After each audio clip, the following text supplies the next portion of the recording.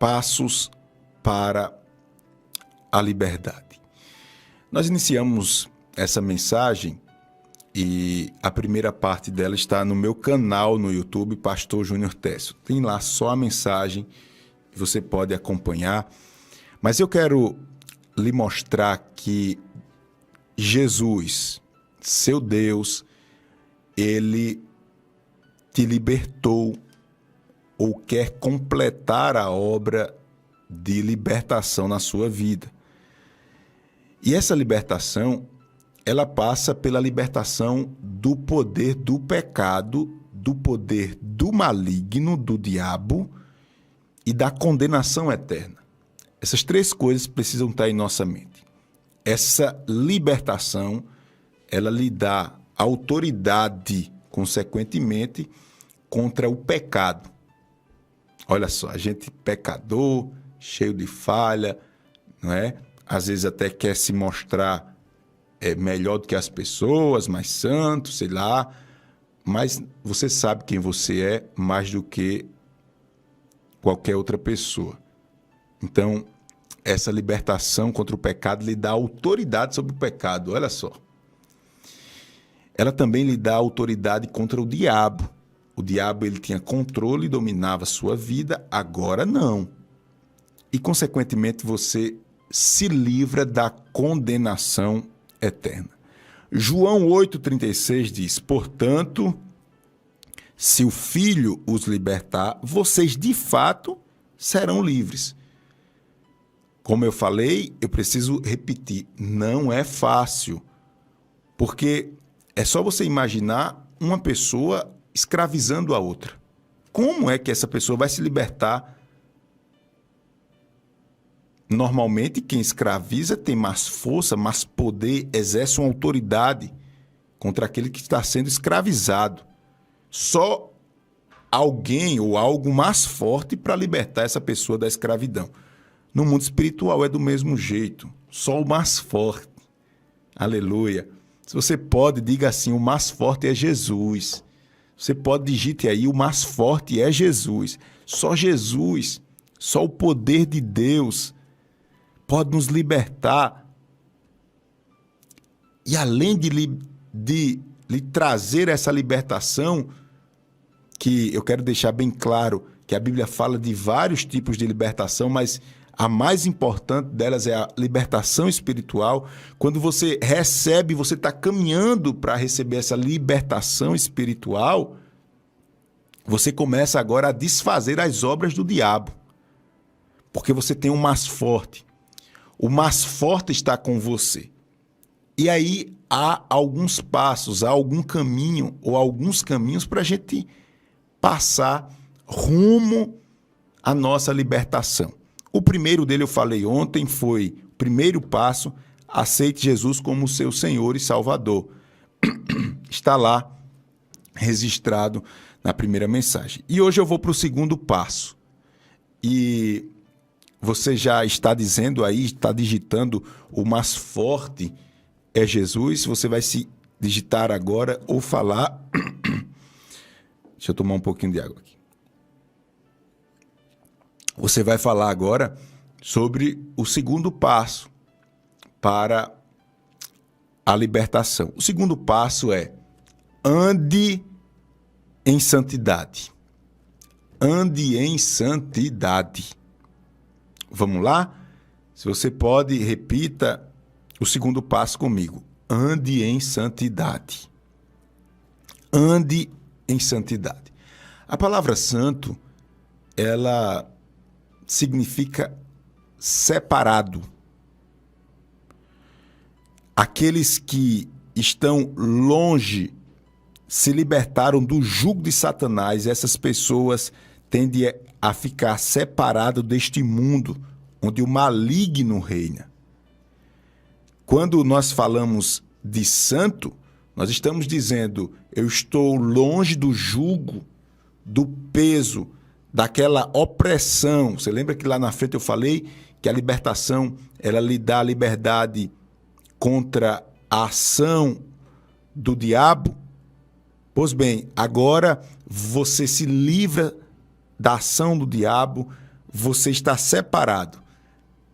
E não é simplesmente estar separado. Deus declara que você é propriedade exclusiva dele. Aleluia. Deus agora declara que você não é só criatura, mas você é separado para ele. É dele. Ele quer você só para ele. Por isso que você precisa andar em santidade. E atenção aqui, para a gente avançar, preste bem atenção na leitura que eu vou fazer em 2 Coríntios, capítulo 6, versículo 14. E aí eu vou lhe responder, será que, pastor, já que a gente está falando de santidade, será que ser separado, será que ser santo significa que eu nunca mais voltarei a pecar? Eu vou responder daqui a pouco. Será que ser santo é não pecar mais? Será que eu não vou voltar mais a pecar não, pastor? Como é isso aqui? Vamos lá. Olha que coisa linda, diz essa passagem bíblica, 2 Coríntios 6, 14. Você que não compartilhou, é hora de compartilhar. Você dá vizinho compartilhador. Vamos lá. Diz a palavra do Senhor. Não se ponha ou não se ponham em julgo desigual com descrentes, pois os que têm em comum a justiça e a maldade. A Bíblia está dizendo que é que tem a ver a justiça com a maldade? Ou que comunhão pode ter a luz com as trevas? Qual é a ligação que tem a luz com as trevas? Que harmonia entre Cristo e Belial? Uma pergunta. Que há de comum entre o crente e o descrente? Que acordo há entre o templo de Deus e os ídolos? Pois somos santuários do Deus vivo. Que coisa linda. Eu vou repetir isso aqui. Pois somos santuário do Deus vivo. Como disse Deus, olha o que Deus disse: habitarei com eles, e entre eles andarei. Serei o seu Deus, e eles serão o meu povo. Portanto, saiam do meio deles e separem-se. Diz o Senhor: não toque em coisas impuras, e eu os receberei e lhes serei pai, e vocês serão meus filhos e minhas filhas, diz o Senhor Todo-Poderoso. Quem pode dizer amém? Olha aqui Deus dizendo, vocês precisam se separar das trevas, vocês precisam se separar da imundícia, vocês precisam se separar da maldade, vocês precisam se separar de Belial, vocês precisam viver uma vida exclusiva para Deus. Isso é o segundo passo para a libertação. E é interessante a expressão que Deus fala aqui, dizendo, não toquem em coisas impuras. Esse tocar em coisas impuras é você fazer coro, é você compartilhar, é você se envolver com coisas impuras. E ele diz assim, ó, e eu os receberei e lhes serei pai, e vocês serão meus filhos e minhas filhas, diz o Senhor dos Exércitos. Separado, santo, esse é o segundo passo para a libertação. Ande em santidade. Mas pastor, e agora, pastor? Isso significa que eu não vou voltar mais a pecar? Não. Infelizmente, você ainda vai pecar, e eu posso dizer ainda que até hoje você ainda pode cometer pecados, sei lá, por pensamentos, por atitudes. Nós pecamos, nós somos pecadores. Infelizmente, desde que o pecado entrou no mundo através de Adão e Eva, a nossa natureza é uma natureza corrompida. O pecado habita dentro de nós. Por mais que Jesus tenha morrido na cruz, pagou o preço pelo nosso pecado, enquanto a gente viver nesse mundo, nessa carne, a verdade é que nós não conseguiremos ser 100% santos. Isso mesmo. Enquanto a gente viver nessa terra, nesse corpo, nós não conseguiremos ser totalmente santos. A gente só vai conseguir ser totalmente santo na eternidade. Então, pastor, o que é que significa ser santo? Já que ser santo é ser separado, já que ser santo é um passo para a libertação, eu vou dizer a você, olha só, ser santo significa você odiar o pecado. Isso é ser santo. Ser santo não é você não pecar mais ou não pecar nunca mais. Ser santo é você odiar o pecado. E guarde isso aqui. Olha só, se Deus está vendo como eu posso dizer, essa repulsa que você tem pelo pecado, eu quero te dizer que Deus tem toda a paciência do mundo com você. Deus tem a paciência toda do mundo, porque outrora você tinha prazer no pecado. Hoje você peca, mas logo, logo o Espírito Santo fala com você. Você não se sente bem, você não quer aquilo para a sua vida. Você já não combina, já não tem mais harmonia com essa prática. Não tem mais harmonia com essa prática.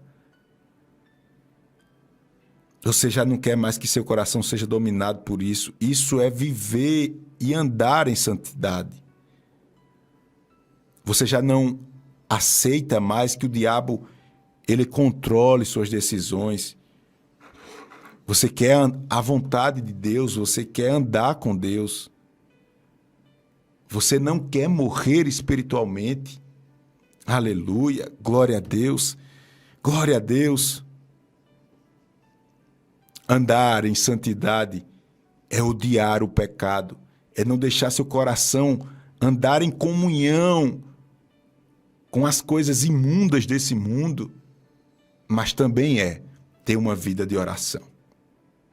Nós não podemos falar de santidade sem oração, porque a oração é o termômetro do seu amor para com Deus. Imagine alguém se intitulando ou querendo caminhar pelo caminho da santidade sem oração. É a mesma coisa de dizer que alguém quer andar, viver com Deus sem amar a Deus. Quando você não ora, você está dizendo que você não ama a Deus. Eu vi alguém pregando, falando algo interessante, dizendo como é que a gente quer viver a eternidade com Deus se a gente não separa nem um minuto do nosso dia. Quando eu digo um minuto, é um tempo de qualidade para estar em oração. Como é isso, irmãos? Eu perdi muito tempo da minha vida espiritual achando que ser crente é fazer parte de uma igreja, sei lá, viver numa comunhão, é ser pastor, sei lá, esse negócio todo. Não, não. Ser crente é você amar a Deus, e se você ama a Deus, você anda como ele andou, você se esforça. Você não fica paralisado, não, aí, deixando o mal reger sua vida, não. Você quer um momento com Deus, em nome de Jesus. Pastor, olha, pastor, toda pregação é isso. Tem que orar, tem que orar, tem que orar. Eu já estou cansado disso. Então, vá arrumar outra coisa para fazer. Se você não quiser se tornar um homem ou uma mulher de oração, você não pode ser um cristão verdadeiro. Entenda isso. Às vezes é difícil a gente ouvir isso, mas tem que ouvir. Você precisa tomar uma atitude. Como meu saudoso vovô dizia, tenha vergonha na cara. Quando a gente fazia alguma coisa errada, ele dizia, tenha vergonha na cara. Você tem que ter vergonha espiritual. Você precisa se esforçar a partir de hoje. Separa 15, 20 minutos do seu dia, fecha a porta do teu quarto. Vai falar sós com Deus. Você tem que ter um momento com Deus. Pastor, eu não quero ter esse momento com Deus. Vá fazer outra coisa. Você está perdendo seu tempo. Você está lhe enganando. Estão lhe enganando com esse negócio de falar palavras bonitinhas dentro da igreja e você fazer parte de uma igreja. Você está perdendo seu tempo. Tenha, em nome de Jesus, um momento a sós com Deus. Sua vida vai ser mudada, transformada. Você vai ter uma vida transformada. Separe a partir de hoje 20 minutos. Organiza as coisas, acorda um pouquinho mais cedo, dorme um pouquinho mais tarde. Fecha a porta do teu quarto, aprenda a investir no reino de Deus. Andar em santidade é você fazer as coisas para Deus, sem que outras pessoas fiquem sabendo. O problema não é os outros, não é que os outros precisam saber. Jesus já falou lá no capítulo 6 sobre a importância das esmolas, da oração e do jejum, e tudo isso ele disse, olha, faça em segredo. Não precisa ninguém ficar sabendo, não. Não precisa ninguém ficar sabendo, não, porque eu vejo, eu, Pai, vejo e vou lhe recompensar. Quem está entendendo, diga amém. Por isso que Jesus disse, olha, quando você orar, feche a porta do seu quarto. Ah, pastor, mas eu oro demais, viu, pastor? Eu oro quando eu entro dentro do carro, quando eu subo no ônibus, quando eu estou trabalhando. Irmãos, essa oração é acessória. É um acessório da oração principal. Por quê? Essa oração é importante, a Bíblia diz que você deve orar sem cessar, mas eu entendo que essa oração, ela complementa a oração principal, que é a oração como Jesus nos ensinou, um momento com Ele, sem celular, essa peste desse celular é um plim-plim-plim o dia todinho.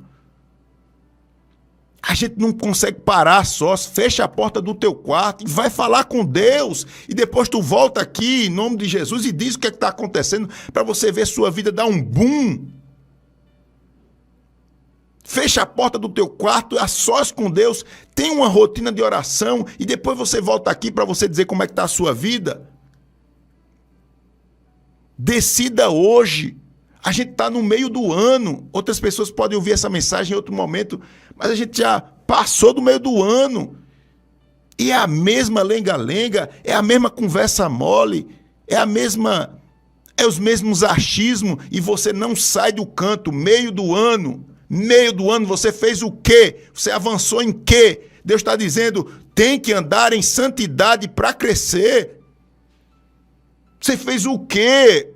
Daqui a pouco o ano acaba, meu filho. Me permita a expressão. O ano está acabando e você, naquela mesma dificuldade, naquela mesma lenga-lenga, naquela mesma palavra, naquela mesma coisa, e Deus dizendo assim, ande em santidade. Eu sou o seu Deus. Aleluia. Não toque em coisas impuras. Eu os receberei e lhes serei pai, e vocês serão meus filhos e minhas filhas, diz o Senhor dos Exércitos. Aleluia, glória a Deus.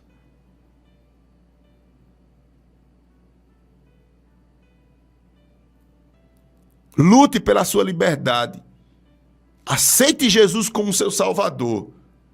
Segundo, ande em santidade. Que Deus nos abençoe. Que Deus nos ajude. Viva uma vida de oração.